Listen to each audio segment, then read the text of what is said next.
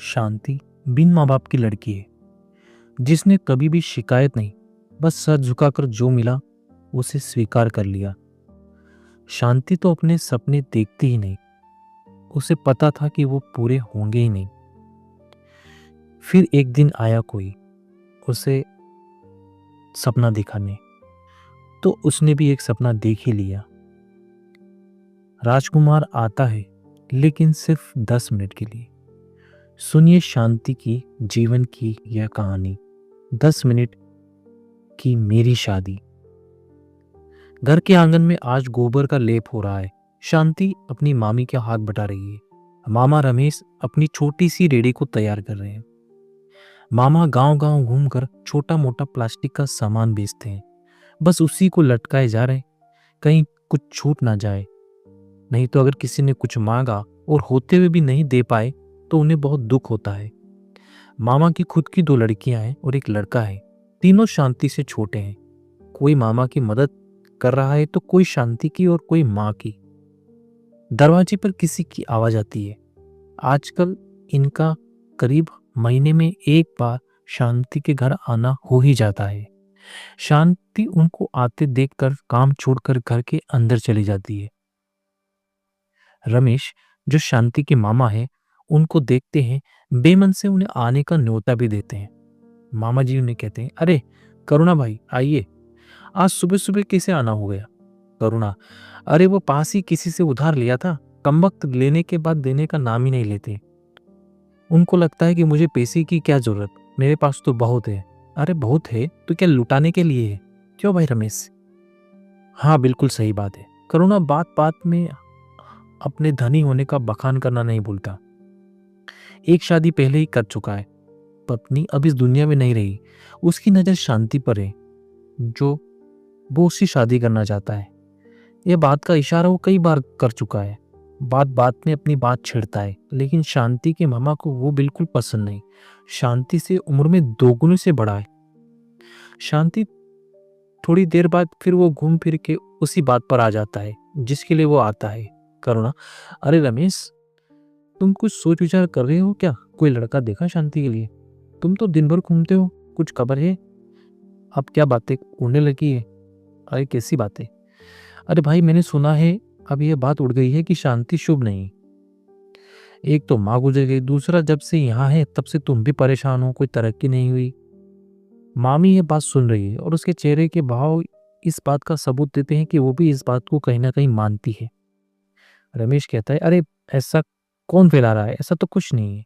करुणा, फिर 2 बार पहले बात बनते बनते कैसे रह गई? रमेश थोड़ा हड़बड़ा के बोलता है, अरे वो तो। करुणा उसे बीच में रोकते हुए फिर बोलता है, अरे बात कुछ भी हो, लेकिन बात की बात सब लोग बना ही लेते हैं।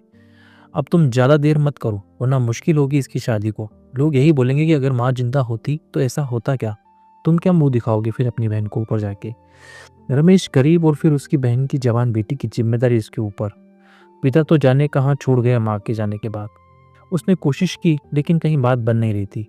शांति दिखने उठने की बहुत अच्छी थी, भली लड़की थी, लेकिन कुछ था जो उसके आड़े आ रहा था। रमेश को भी अब लगने लगा कि जल्दी से जल्द कुछ करना होगा। शांति की मामी का व्यवहार तो कुछ बदला बदला सा था। यह बात शांति को भी दिखाई दे रही थी। मामा और मामी की बातें भी उस बारे में होती थी, खुसुर फुसुर ही सही, लेकिन शांति को पता था कि उसकी वजह की उनकी परेशानी की वजह वही है। शांति की मामी ने एक सुबह शांति को उसकी बहनों के साथ बाजार कुछ लाने के लिए भेज दिया। मामा सुबह फिर जाने की तैयारी कर रहे थे, अपनी रेडी सजा रहे थे। मामी कहती है, अरे कुछ विचार करो, क्या बस रेडी में ही लगे रहोगे? मामा बोलते हैं, तो क्या और कुछ है क्या खजाने में? अपना खाना पीना सब अनाज इसी से चलता है। मामी कहती, मैं भी तो वही कह रही हूँ, तुम कुछ कहीं के राजा थोड़ी हो, या तुम्हारी भांजी भी कहीं की राजकुमारी थोड़ी है। तो उस आदमी को पसंद है तो क्यों मुंह घुमाए बैठे हो? ठीक ठाक रुपया पैसा भी है उसके पास। मामा, अरे कौन सा रिश्ता? करुणा की बात कर रही हूँ, तुम्हें समझ नहीं आता? तुम पागल हो गई हो? वो शांति से ऐसे ब्याह करा दिया तो लोग क्या कहेंगी? और काहे का पैसा? उसके दिखावा ज्यादा है। अरे तुमसे तो ज्यादा है, कुछ भी करके कम कम बसर करके अपनी जिंदगी चला लेगा। और तुम सारी उम्र चप्पल घिसते रहोगे तो भी उसके जितना पैसा नहीं कमा पाओगे। और लड़की की उम्र भी निकली जा रही है। क्या उम्र है लड़की की? 20 वर्ष ही तो है अभी। ठीक है, फिर करो अपनी मनमानी, देखती हूँ कि कौन सा राजकुमार लाते हो। खुद की 2 बेटियाँ हैं, उनकी परवाह भी नहीं। मामा को ये सारी बातें सोचने पर मजबूर तो कर रही है, लेकिन फिर भी अभी उसने सोचा है कि लड़की के लिए जो अच्छा होगा, उसकी पसंद का होगा, वही करूँगा। शांति के मन को बात कोई नहीं समझता। लगता है जैसे उसे सपने देखने का अधिकार नहीं, ऊपर वाले ने उससे छीन लिया हो ये अधिकार। वो सबकी मर्जी में राजी है, हालांकि किसी कोने में उसे भी इंतजार है। वो जानती है जो सोचा है वो पूरा नहीं होगा, लेकिन फिर भी एक छोटी सी आशा का दीप जलाकर बैठी है, कहीं कुछ हो जाए। और फिर एक दिन ऐसा हो जाता है।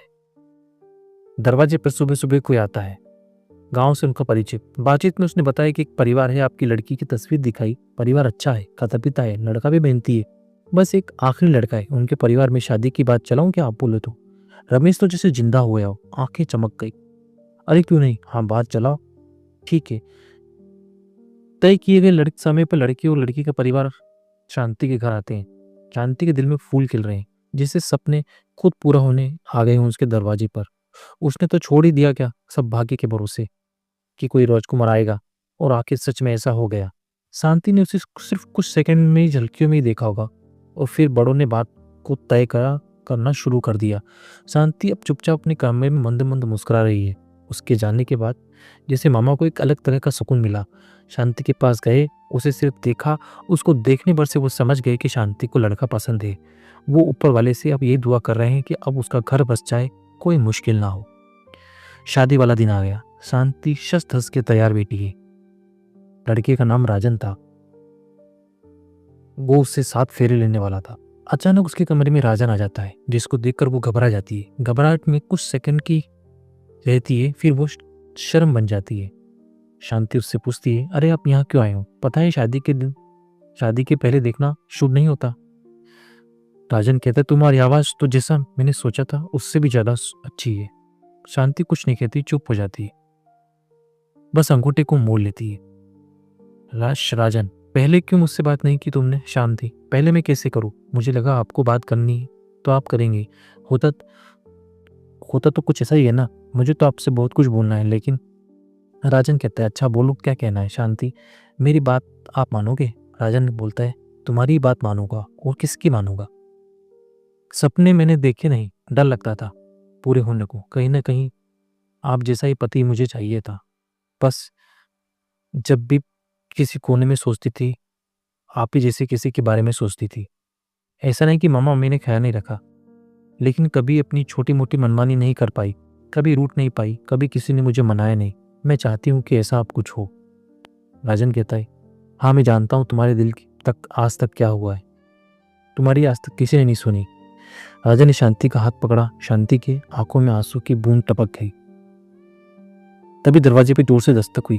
बाहर मामी है जो उसे बुला रही है फेरों के लिए। वो हड़बड़ा कर उठती है और दरवाजा खोलती है। मामी उसे लेकर जाती है। आंगन में बने छोटे सी वह पंडल में उसका दूल्हा बेटा है। शांति वहां जाकर बैठती है और पंडित जी अपना काम शुरू कर देते हैं। मामा बैठे हैं अपना मुरझाया हुआ चेहरा लेकर। पगड़ी जो बंदी थी उसका होश नहीं कि कहाँ है। शांति को दूल्हा अब सेहरा हटाकर शांति को देखता है। दूल्हा और कोई नहीं बल्कि करुणा है। राजन और उसके घर वालों ने ये रिश्ता तोड़ दिया था। वो शादी वाले दिन ऐसा कहा कि उनके घर में कुछ अनहोनी हुई है, हमें माफ कर दे।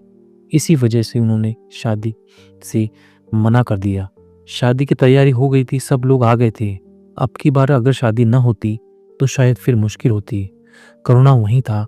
उसने इस मौके का फायदा उठाया और एक बार गांव वालों के सामने फिर से शादी का प्रस्ताव मामा को रखा। शांति को बात पता चली उस समय कमरे में वो कल्पना कर रही थी, अगर सब ठीक होता तो राजन से क्या बात करती। वो 10 मिनट उसकी कल्पना के थे, वो 10 मिनट उसकी मनचाही शादी के थे। उन 10 मिनट के बाद, वो कल्पनाओं के बाद वो एक बार अपने असल जीवन में आ गई और निकल पड़ी किस्मत के साथ लड़ने।